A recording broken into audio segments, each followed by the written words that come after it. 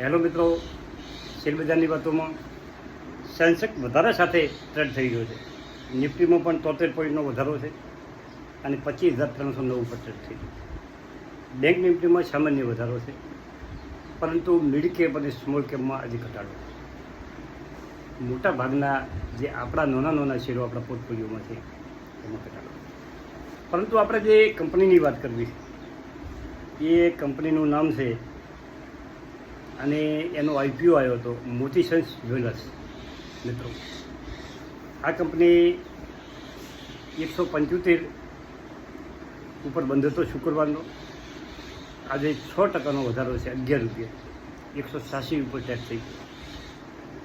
Company 52 વીકનું 55માં IPO આવ્યો હતો અને 248નો હાઈ બનાવી અને છે નીચે આવેલો હતો. મિત્રો, નીચે આવ્યો એટલે 140 રૂપિયા આવી ગયો અને 40થી વધવા મળ્યો છે અને કંપની રડારમાં રાખી શકાય એમ છે. બીજી વખત જો ઘટાડો થાય તો ઓના ઉપર પણ નજર રાખો. જો તમે કલેક્ટ દિવસે ચૂકી ગયા હો, એ ગાડી ચૂકી ગયા હો, તો એના જેવો શેર આવ્યો છે. પણ ઓના પાસે જયપુર ઓના શોરૂમો છે અને એના પાસે પોતાની જમીન છે. આ જયપુર પૂરતી કંપની છે, પણ કંપની સારી. હવે એના ફંડામેન્ટની વાત કરો તો યુપીએસ 3.37, પીએ 55 છે, પરંતુ સેક્ટરનો પીએ 84. સેક્ટરના પીએસી જ્વેલરી સેગમેન્ટની કંપનીઓનો પીએ ખૂબ ઊંચો છે. જનરલ પીએ 84 પીએ થાય છે સેક્ટરનો પીએ, કંપનીનો પીએ 55. બુક વેલ્યુ 33 અને ફેસ વેલ્યુ 10 રૂપિયા. સરસ કંપની છે, તમે રડારમાં રાખી શકો છો. 12 લાખનું એનું વોલ્યુમ થાય છે અને 55% ડિલિવરી એમાં લેવામાં આવે. અને વેચાણમાં વાત કરો તો 21માં 210 કરોડ, 22માં 314 કરોડ, 23માં 366 કરોડ અને 24માં 416 કરોડ. વેચાણ દર વર્ષે સતત વધે જાય.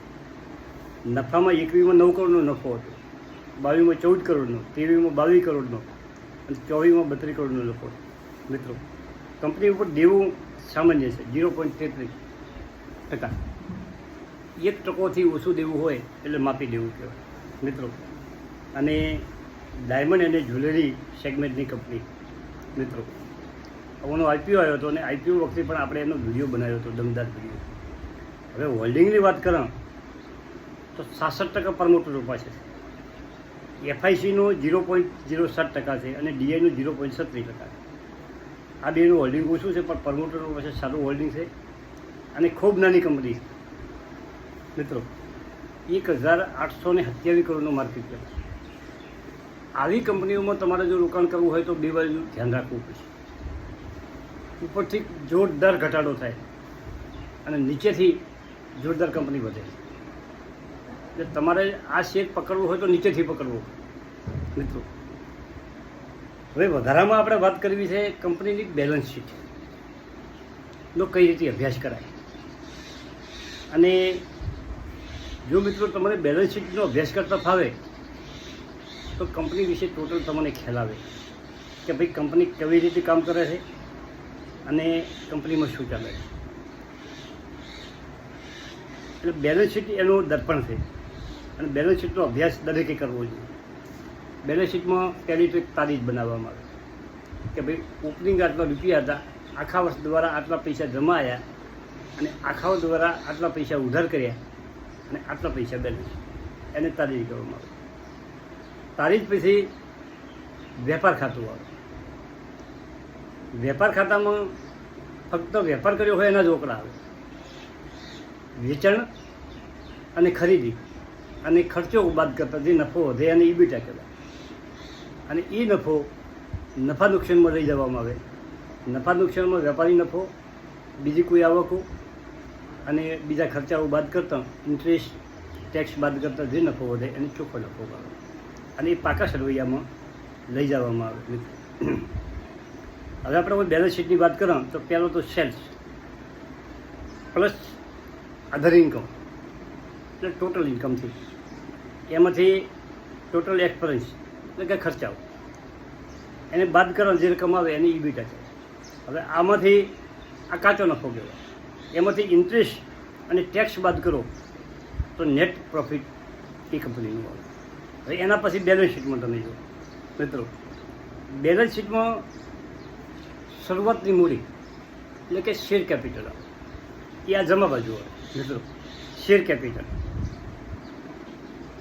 દરેક સરવૈયું હોય એમાં શેર કેપિટલ કંપનીનું જે શરૂઆતની મૂડી હોય અને શેર કેપિટલ અને આપણે જ્યારે શેર બહાર પાડ્યા હોય ત્યારે ધારો કે શેર કેપિટલ ઉપરથી તમને ખ્યાલ આવે કે કંપની કેટલા શેર બહાર પાડ્યા. જો એની ફેસ વેલ્યુ 10 રૂપિયા હોય તો એની 10 ભાગી શકાય, અને ફેસ વેલ્યુ 1 રૂપિયા હોય તો 1 ભાગી શકો તો એટલા ને એટલા જ આવે, અને 2 ફેસ વેલ્યુ હોય તો એની 2 ભાગી શકાય. તો કેટલી કંપની કેટલા શેર બહાર પાડ્યા છે એ તમને ખ્યાલ આવે. પછી આવે બીજું રિઝર્વ અને સરપ્લસ જમા બાજુ.